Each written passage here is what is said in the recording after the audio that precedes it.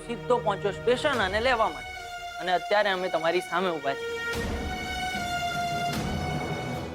ઉત્તરીની એટલે કે ગુલાબ, તું અત્યાર સુધી તાપીનગરમાં જ ફરી રહ્યો હતો? ગજબનો કહેવાય આ તો. હા, ને તું મને એમ કે તું શું રાહુલભાઈની જેમ આમ સાઉથ ઇન્ડિયન બનીને ઇડલી વડા કરી રહ્યો હતો?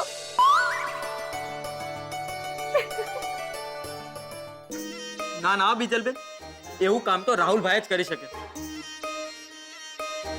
એમ પણ તોય હવે તારો ભરોસો ના થાય ગુલાબ.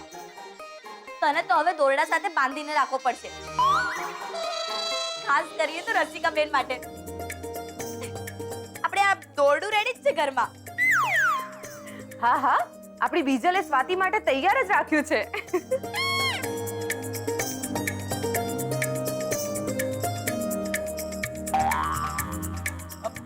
મેં કંઈ સાંભળ્યું નથી.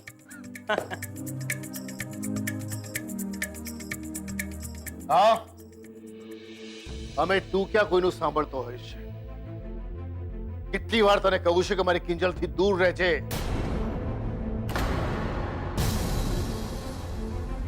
આ ઘરનો ઉમરો નહીં ચડતો, પણ નહીં. આફો યાદ છે તને?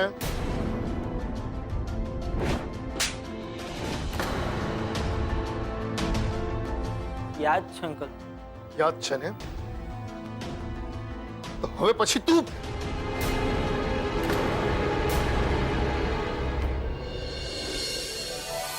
નીરવ, આ પ્રેમ પણ યાદ રાખજે ભાઈ.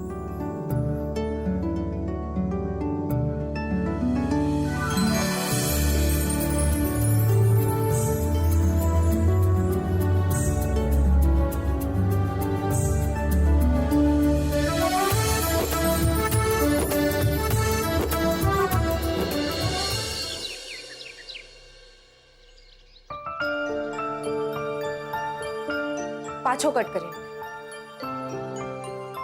આ રૂપેશ પણ છે ને એક નંબરનો ચીબાવલો થઈ ગયો છે. આડો આડો જ ચાલે રાખે છે.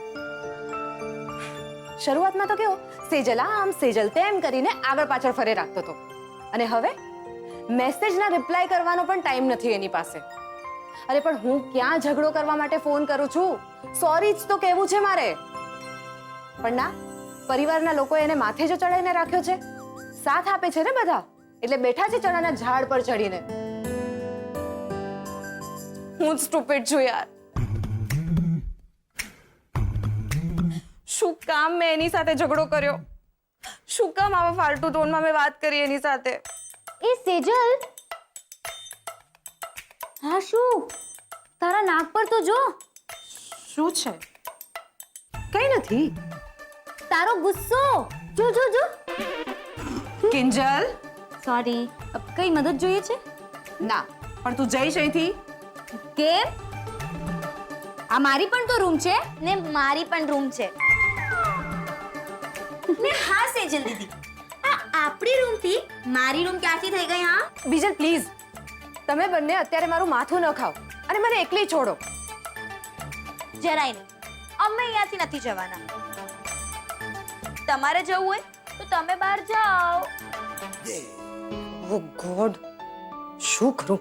રૂપેશની સાથે એકલામાં વાત કરવી છે, પણ આ બે અહીંયા છે. બહાર મમ્મી છે અને વરંડામાં પપ્પા. આ બધું મારી સાથે જ કેમ થાય છે?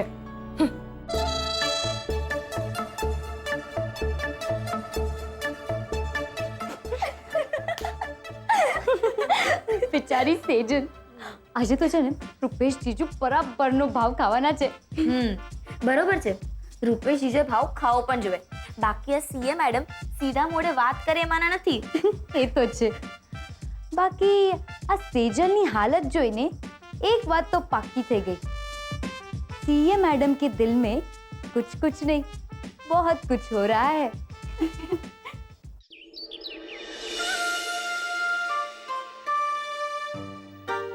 आले बेटा.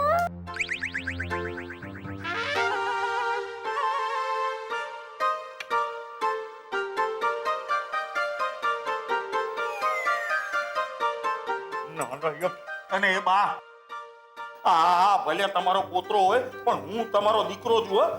મને કેમ નથી ખવડાવતા ને હું 25 કરોડનો ભાગીદાર છું. હા કહી દઉં.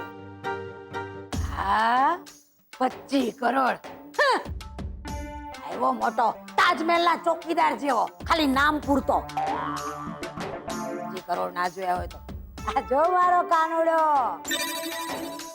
100 કરોડનો માલિક છે તોય એ નહીં મનની મરજીનો. બોલો તારો માસુક સંઘવી છે ને એને પૂછી પૂછીને હંધુય કરે છે. એ બેટા કા મારો દીકરો બા ધીરે જરા કાવામાં પ્રોબ્લેમ થાય એ તો કાનું તો કર દેખો હાવ થોડું થોડું હો. મારા કાનુડા જરાય તકલીફ ન પડવે લે મારા દીકરાને લે. ઓ બા આ ચણા ને દાળ ને આ બધું છોડો. હે પેલા આ નાલાયકને એમ પૂછો કેટલા કમાઈ આવ્યો છે ભાઈ તું? હે હા મારે પણ જાણવું છે.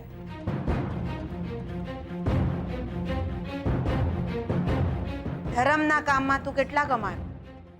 કાઈપો બિલાડીએ રસ્તો કાઈપો. મારે આ ઠાર હવે આ બે બિલાડી પાખડવાની. રાઘવ નીકળી જા અહીંયાથી નહીંતર આ બંને મળીને તને પીકી નાખશે. એ રખલા બેહરે જરા કે હલતો નહીં અહીંથી. આ જો તારી હરિશ્ચંદ્રનો અવતાર આવી ગઈ વચ્ચે ચમચો હલાવા. ચમચો હલાવવા માટે નથી આવી બા, રાહુલને જગાડવા માટે આવી. રાહુલ હજી એ સમય છે, સમજી જા. ધર્મના કામમાં પાડ પગલા. હા બોલું ને. ઓ સરોજ ગૌરી, તમારે રાહુલ ભટ્ટને જો મળવું હોય ને તો એની અપોઇન્ટમેન્ટ લેવી પડે. અપોઇન્ટમેન્ટ? મા દીકરાને વાત કરવામાં અપોઇન્ટમેન્ટ કેવી? રાહુલ આ જમવાનું મૂક પડતું, નહીં પચે તને. હું તો કહું છું 2 રોટલી ઓછી મળશે ને એ ચાલશે, પણ જો મહેનતની 2 રોટલી હશે ને એનો સ્વાદ જ અલગ હશે. મારી વાત તને સાચી ના લાગતી હોય ને તને રસ ના હોય ને તો મેં તને પહેલા પણ કહ્યું હતું, આ ઘરમાં તારા માટે કોઈ જગ્યા નથી. શું કીધું તે? રાહુલને તું આ ઘરમાંથી કાઢીશ? વાહ, દાદ દેવી પડે તારી હિંમતને હો. એ રગલા જો આપણા ઘરમાં હો એક ઝાંસીની રાણી આવી ગઈ. એલી બુડથલ ઈ ન ભૂલતી કે આ ઘર અમારું છે અને તારી કોઈ વિસાત નથી, સમજીને? હવે હું તને કહું કે જો તારે આ ઘરમાં રહેવું હોય તો અમારી હારે અધર્મના રસ્તે પગલા માંડવા પડશે. અને જો તારા મંજૂર ન હોય ને તો પકડ હાલતી આ ઘરમાંથી. જા. રાહુલના પપ્પા તમે તો કંઈક બોલો. ઈ શું બોલવાનો હતો? હજુ હું જીવતી બેઠી છું. બોલ, તારે આ ઘરમાં રહેવું છે, હા કે ના? આટલા અપમાન પછી મારું સ્વાભિમાન મને આ ઘરમાં એક ઘડી રહેવાની અનુમતિ નથી આપતું. પણ જો હું અહીંયાથી ચાલી જઈશ તો રાહુલને ધર્મના માર્ગ પર લાવવો અશક્ય થઈ જશે. અને જો અહીંયા રહીશ તો મોટા ભાઈ લોકોના જીવનમાં આ લોકો જે ડખા ઊભા કરી રહ્યા છે એ પણ જાણી શકાશે અને એ રીતે આ લોકોને પાઠ પણ ભણાવી શકાશે. ઓ ચિંતામણી, હું વિચાર્યું મોઢામાંથી કઈ ફાટવું છે કે પછી વિદ્વાનોની જેમ આ મૌન ધરવું છે? બોલો. જો દરવાજાની વાટ આલીપા અને રહોડાની માલીપા. ક્યાં જવું છે?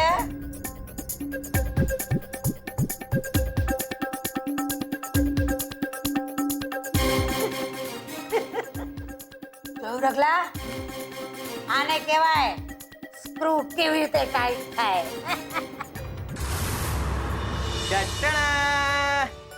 ગરમ ગરમ ચા કિંજલબેન ખાસ તમારા માટે. ના, મારે નથી પીવી. નહીં તો પેલી રસિકા આવીને મને કહેશે કે તું મને ઓળખતી નથી. મારા ફોનમાં નેતા, અભિનેતા, પોલીસ બધાના નંબર છે. હા. તો કિંજલબેન તમે એમને એમ પણ કહી દેજો કે એક બે હીરોના નંબર અમને પણ આપી દો ને, કારણ કે અમારે ટી સ્ટોલની જાહેરાત કરાવી છે. બે કપ ચા, Mohan and daughters tea stall. હાય. હે ભગવાન. ગુલાબ, એક વાત કહું, તારા પાછા આવવાથી છે ને દુકાનનું વાતાવરણ સાવ બદલાઈ ગયું છે. પણ હા, મારી વાત માન, આજથી છે ને તું આ ચા બા કઈ નહીં બનાવે. આ બધું રહેવા દે હવેથી. અરે કિંજલબેન તમે ચિંતા ના કરો. હવે તો પેલો શર્મા આવે કે રસિકાબેન, હું કોઈથી ડરતો નથી. હા, એ તો દેખાઈ જ રહ્યું છે. પણ તોય ગુલાબ, આપણા જીવનમાં કઈ ઓછી મુસીબતો છે કે આપણે આમ નવી મુસીબતને એમ કહીએ કે આ બેલ મુજે માર. ગુલાબ, માત્ર 3 વર્ષ પછી તું 18 નો થઈ જા અને ભણી લે. પછી તારે જે કરવું હોય તે કર, સમજો? પણ હમણાં નહીં. સારું બસ. પણ તમે મને એક વાત કહો, આજે તમે પૈસા બાજુમાં મૂકી રહ્યા છો એ ઉત્કર્ષભાઈ માટેના છે ને? અરે વાહ, છોકરો સમજદાર થઈ ગયો. હા, નહીં તો શું હમણાં પાછા આવશે ને, બા અદબ, બા મુલાઇઝા, હોશિયાર, શહેનશાહ આલમ, 500 રૂપિયા લેને પધાર રહે હે. શું કિંજલબેન તમે પણ, કોઈ રાજા 500 રૂપિયા લેવા આવે? નહીં તો શું, હું પણ એ જ કહું છું. આટલી મોટી જગ્યાનો માલિક છે, ઉપરથી રાહુલનો ટી કેફે પણ એનો જ છે ને, તોય 500 લાવો, 500 લાવો, 500 લાવો. એમ તો રાહુલભાઈનો કેફે કેવો ચાલી રહ્યો છે? અત્યારે તો આપણા કરતા સારો ચાલી રહ્યો છે, પણ હવે તું આવી ગયો છે ને એટલે આપણે મળીને કંઈક ને કંઈક તો જુગાડ કરી જ લઈશું. શું કહે છે? હાસ તો. બે કપ ચા, Mohan and daughters tea stall. હાય. શાંતિલાલ, આ રીતે મારી સામે ઘુરક્યા કરવાથી કંઈ થવાનું નથી. તમારા દીકરાને દાબમાં રાખતા શીખો. અરે પૂછો એને, પહેલા તો પૂછો કે પેલા ગુલાબને શોધીને ભટ્ટ પરિવારને શું કામ સોંપી આવ્યો? જો સંઘવી, મને ખરેખર એ વાતની ખબર નહોતી. ખબર હોત તો હું શું એને રોકત નહીં? આપણું નુકસાન થવા દે? ખબર નથી ને તો ખબર રાખતા જાઓ અને એની ખબર લેતા જાઓ તમારા ચિરંજીવની. નહીં તો કોક દિવસ આપણા બંનેની વચ્ચે બહુ મોટો ખાડો પડી જશે, સમજ્યા ને? એમ એટલે બધો વાંક મારા દીકરાનો છે. અને તમારો દીકરો એ તો જાણે બિલાડીનો છાનો પગ. અરે રોજ રોજ બેંગ્લોરથી પેલા ચા વાળાને ફોન કર્યા કરે છે.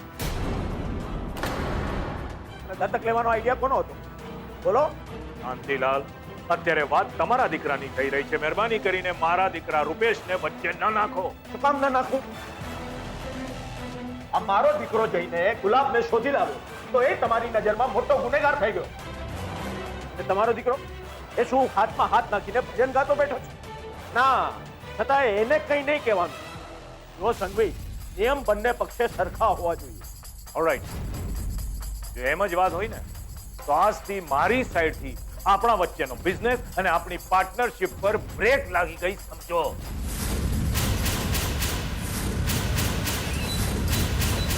હા તો ઠીક છે. નુકસાન ખાલી અમારું જ નથી થવાનું. જો છોકરા, આમાં તારે વચ્ચે પડવાની જરૂર નથી, ઓકે? કેમ? તમને ડર લાગે છે કે હું અને પપ્પા મળીને તમને હરાવી દઈશું? તો સાચું જ છે, ડરજો. મારાથી ડરજો, કારણ કે તમે મારા પપ્પાને કંઈ પણ સંભળાવી જશો એ હું સાંભળી નહીં લઉં. ત્યાં છે પેલી કિંજલ, એણે મારા પપ્પા સાથે ઊંચા અવાજે વાત કરી હતી. ઉડી ગઈ હતી મારી ગાડીના બોનેટથી રસ્તાની વચ્ચોવચ્ચ.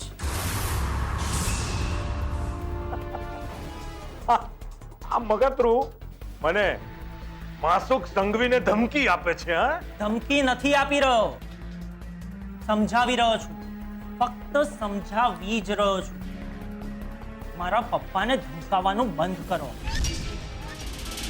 કારણ કે નથી મારા પપ્પા કોઈ રાઘવદાસ કે નથી હું એમનો દીકરો રાહુલ. જોએ, તમે લોકો કોણ છો એની સાથે મારે કોઈ નિસ્બત નથી હા.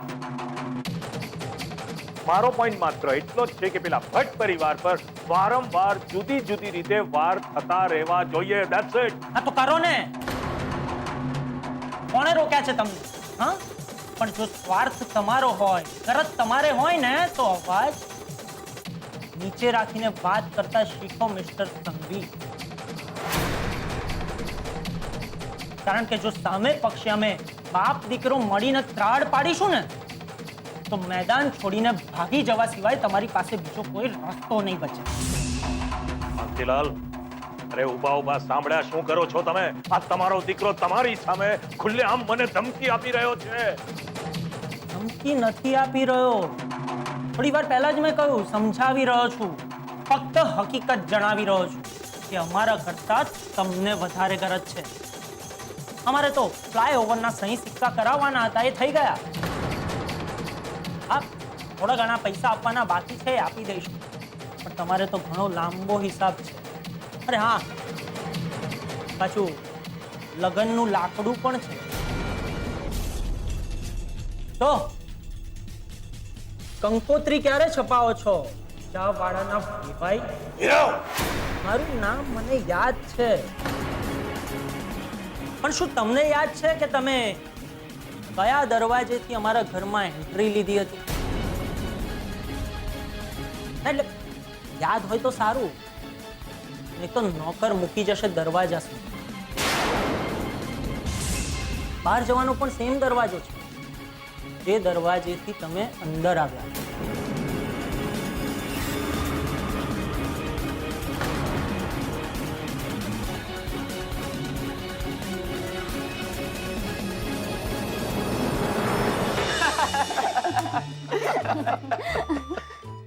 શું વાત છે ભાઈ? દુકાનનું આખું વાતાવરણ બદલાઈ ગયું લાગે છે ને આજ તો.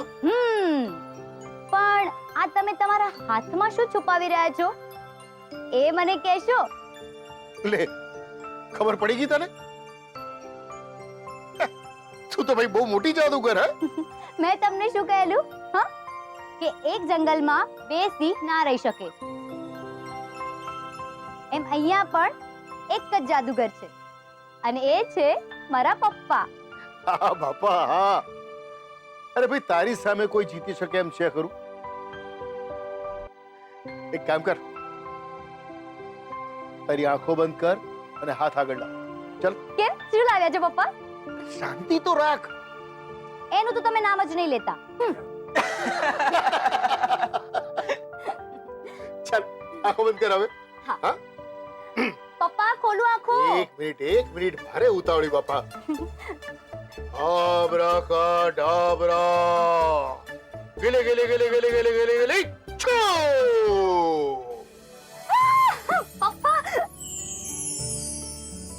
પપ્પા, આ તો હા બેટા, તારા હાથે લખેલી કવિતા છે ને પપ્પા જાદુગર. બેટા, આ એ કવિતા છે જેણે આપણા સૌના મન મોટાવ દૂર કરી દીધા. ને આ જાદુ સરીખી કવિતા હું તને ભેટ આપવા માંગુ છું. બેટા, હું કઈ એટલું સારું લખી શકતો નથી કે નથી મારી લાગણીઓને સારા શબ્દોમાં વ્યક્ત કરી શકતો, પણ આ પ્રેમ તને હંમેશા યાદ અપાવતી રહેશે કે બાપ દીકરીનો સંબંધ એ જ છે સૌથી મોટો જાદુગર.